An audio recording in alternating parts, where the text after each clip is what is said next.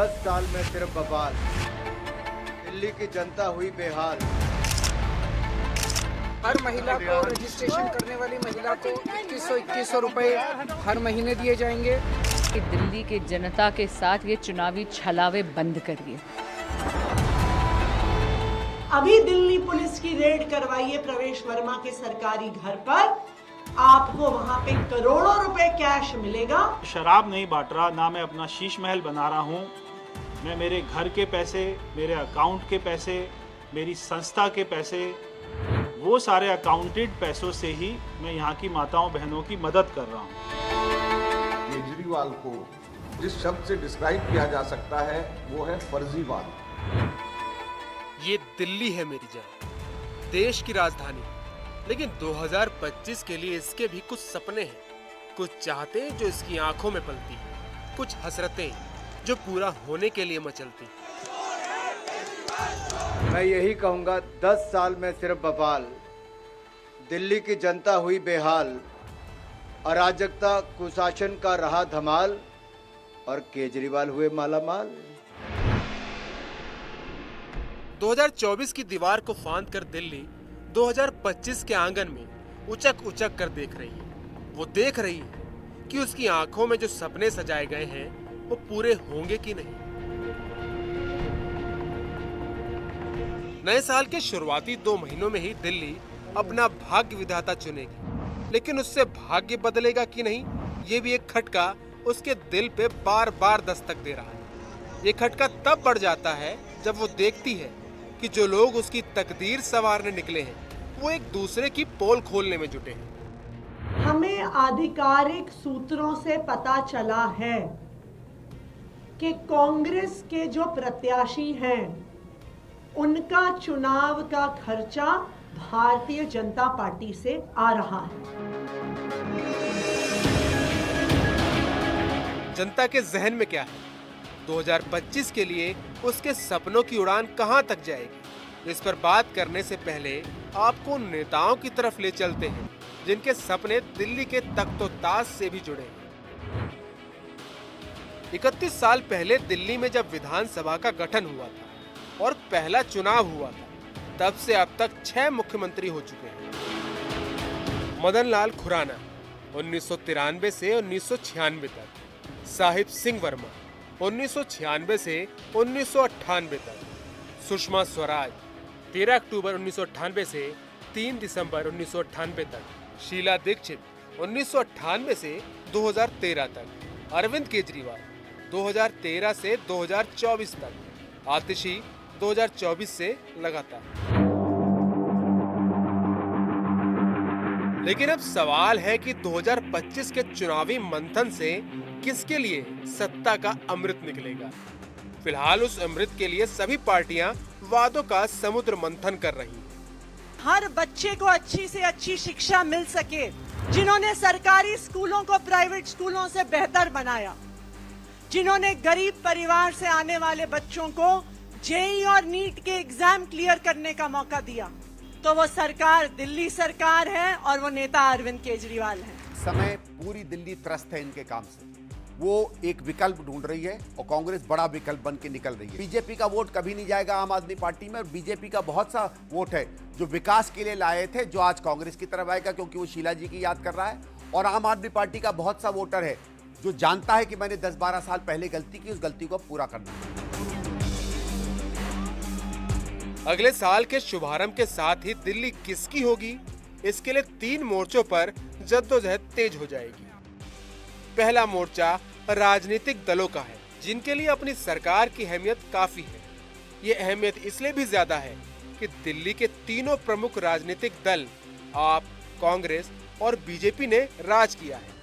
दूसरा मोर्चा मुख्यमंत्री पद के दावेदार का है, क्योंकि बीजेपी 26 साल से अपने मुख्यमंत्री का इंतजार कर रही है और कांग्रेस भी 11 सालों से।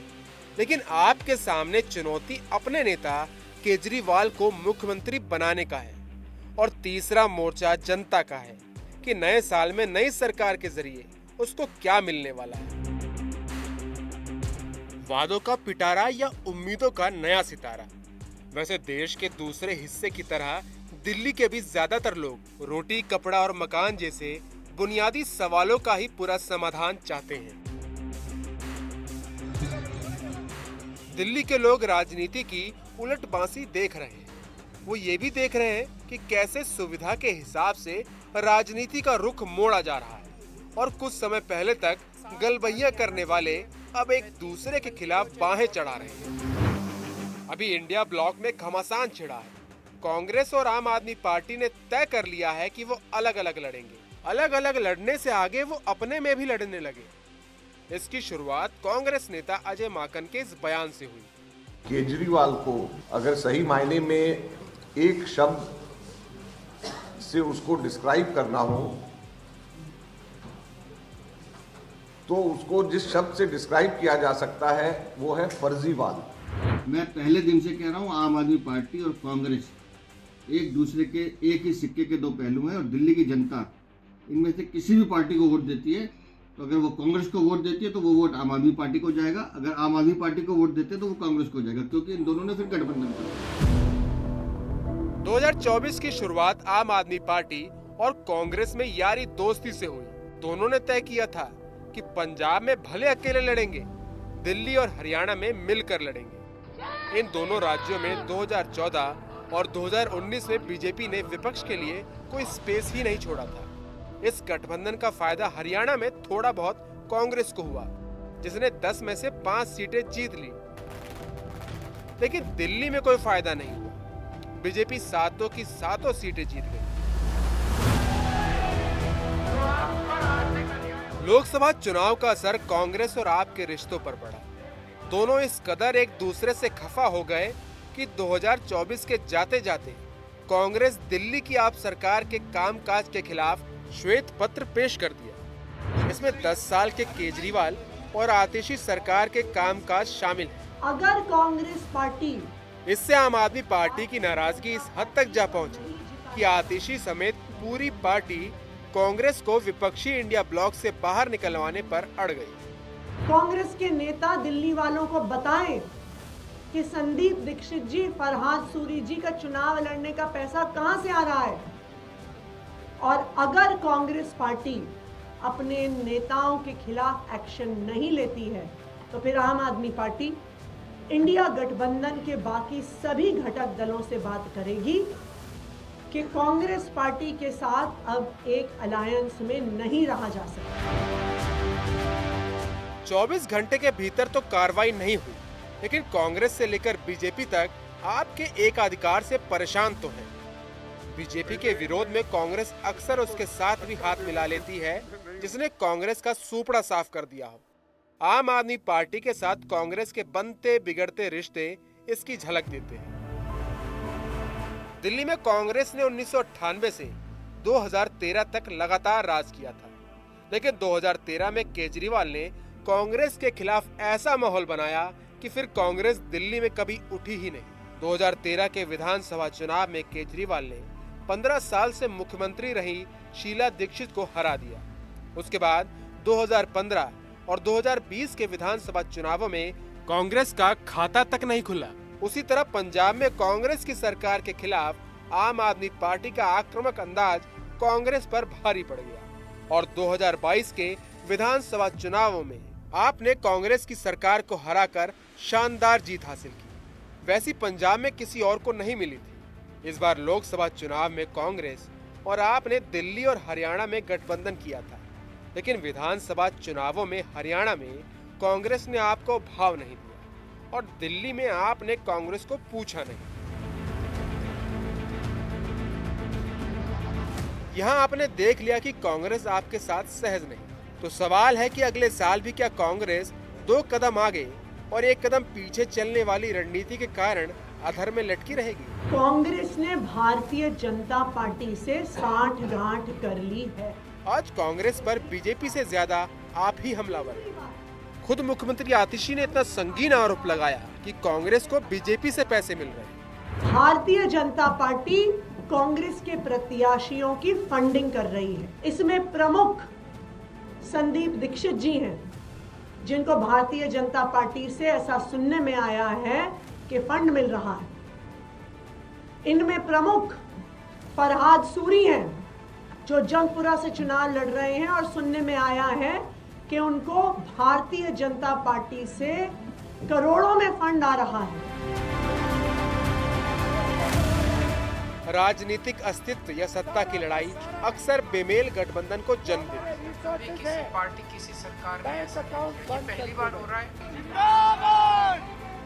आम आदमी पार्टी का वजूद राजनीतिक अस्तित्व की लड़ाई या कहे कि बीजेपी के सामने होने से ऐसा भी हुआ कि कांग्रेस और आम आदमी पार्टी साथ साथ आ गए, लेकिन वो बेमेल का गठबंधन चला नहीं। मैं राहुल गांधी जी को एक प्रस्ताव देना चाहता हूं कि हरियाणा में साथ आके चुनाव लड़ते हैं तो हरियाणा की 10 की 10 सीटों को भाजपा को हराया जा सकता है, 10 की 10 सीटों पे, और मोदी और अमित शाह जी की जोड़ी को नेशनल लेवल पे हराने में इसका बहुत बड़ा सहयोग होगा।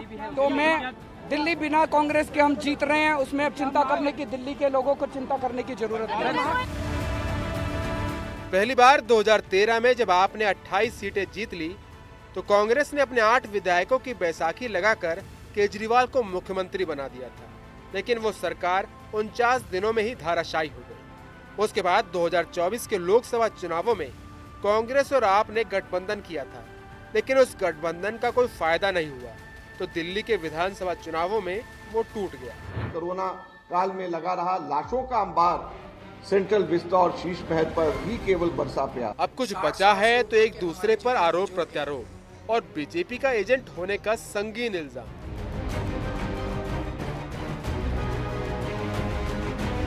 सवाल है कि 2025 की दिल्ली कैसी हो? क्या आम आदमी पार्टी, बीजेपी और कांग्रेस दिल्ली की राजनीति के त्रिकोण ही बने रहेंगे या 2 कोणों का एक कोण बन सकता है? नए साल की आहट ऐसा कोई संकेत नहीं दे रही। मेरा ये मानना है कि हम लोगों से शायद अलायंस करके दिल्ली के अंदर दोबारा से हम लोगों से एक भूल हुई है जिसको सुधारना जरूरी है। मैं कभी भी इस चीज का पक्षधर नहीं रहा हूं, ना था और ना रहूंगा कि केजरीवाल जैसे व्यक्ति के ऊपर भरोसा किया जा सकता है। केजरीवाल हिंदुस्तान की राजनीति के अंदर अपने खुद के एम्बिशंस को फुलफिल करने के लिए किसी भी एक्सटेंट तक के जा सकता है। उसकी कोई विचारधारा नहीं है, कोई सोच नहीं है। आज तक अजय माकन ने या कांग्रेस पार्टी ने दिल्ली में किसी बीजेपी के नेता को एंटी नेशनल नहीं बोला। हम राष्ट्र विरोधी हैं, अरविंद केजरीवाल राष्ट्रद्रोही हैं। हम चुनाव लड़े, लेकिन एक भी अपशब्द, एक भी किसी के खिलाफ कोई गलत बयानी हमने नहीं की। एक बयान पूरे हरियाणा में दिखा दीजिए। अरविंद केजरीवाल जी भी चुनाव प्रचार में करने के लिए गए, आतिशी जी भी गई, मनीष सिसोदिया जी भी गए, सारे हमारी पार्टी के बड़े नेता गए। किसी एक ने भी एक शब्द नहीं बोला कांग्रेस पार्टी के खिलाफ, उनके नेताओं के खिलाफ। 2022-23 की दिल्ली के आर्थिक सर्वेक्षण के मुताबिक उस साल दिल्ली में प्रति व्यक्ति आय 4,44,768 रुपए सालाना था, जो पिछले वर्ष की तुलना में 14.18% ज्यादा था।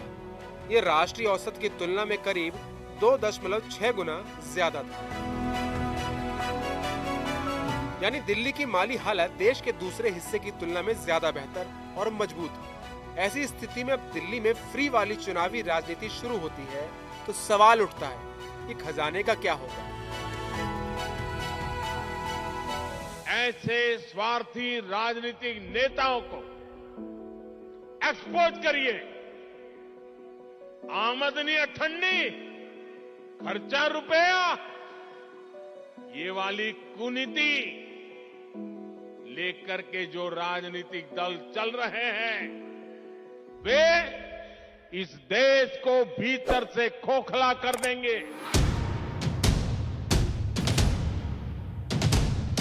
आज हर राजनीतिक दल मतदाताओं को अलग अलग वर्गों में बांटकर उसके खाते में पैसे डालने की बात कर रहा है। दिल्ली में भी केजरीवाल ने महिलाओं के लिए 2100 रुपए वाली योजना का ऐलान किया है, तो मुफ्त इलाज के लिए संजीवनी योजना का। लेकिन दिल्ली सरकार की तरफ से ही इसे अखबार में विज्ञापन देकर फ्रॉड करार दे दिया गया। इस पर बीजेपी तो केजरीवाल पर तंज ही कस रही थी, लेकिन कांग्रेस की युवा शाखा ने तो थाने में मुकदमा दर्ज करा दिया।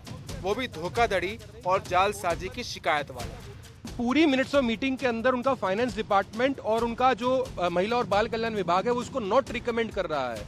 जब आपके सरकारी विभाग इसको मान्य नहीं कर रहे, जब आपके अधिकारी आपकी नहीं सुन रहे हैं, तो आप दिल्ली के लोगों को, दिल्ली की महिलाओं को झूठे सपने आप क्यों दिखा रहे हैं?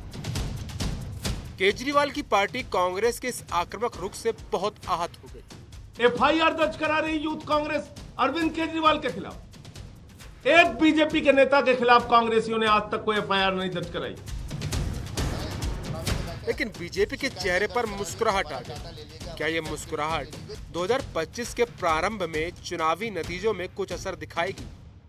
ये इंडी गठबंधन के रूप में साथ में चुनाव लड़े थे। अब साफ दिखाई पड़ता है कि इस तथाकथित मोहब्बत की दुकान के जितने भी किरदार थे, एक दूसरे के खिलाफ कितने नफरती और जहर भुजी बातें अपने दिल में रखे हुए।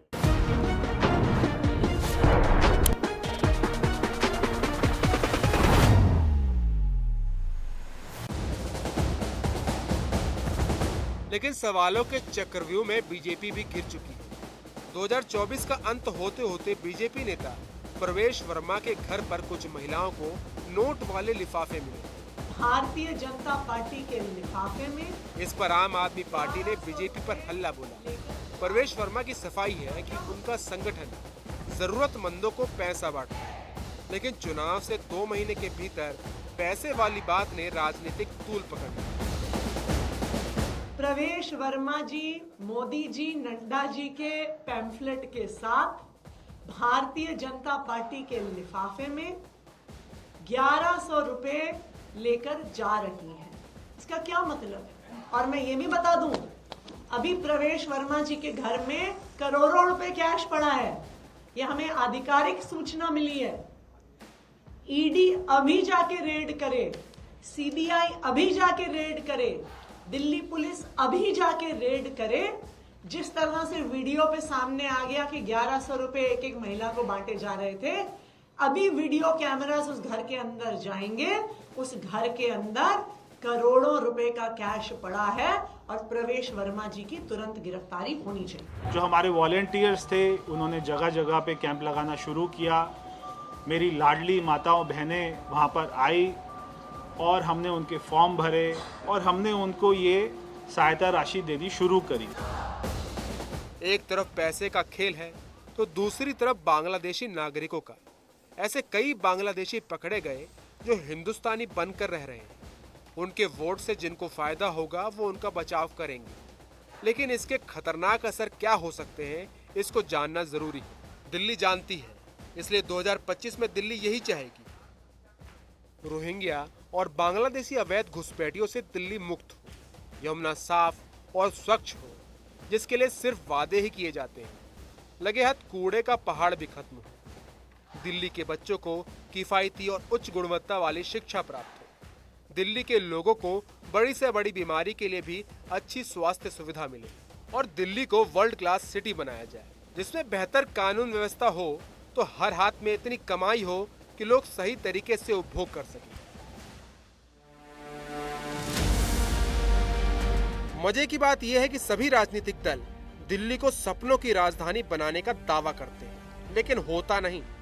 एक लड़ाई एमसीडी की भी रहती थी, जिसमें बीजेपी का लंबे समय तक राज रहा, लेकिन पिछली बार आप जीत गए। एमसीडी चुनाव जीतने में आपका एक बड़ा मुद्दा यह था कि वो दिल्ली से कूड़ों का पहाड़ हटाएगी। आपने एमसीडी से बीजेपी को तो हटा दिया, लेकिन दिल्ली के सीने से कूड़े का पहाड़ नहीं हटा।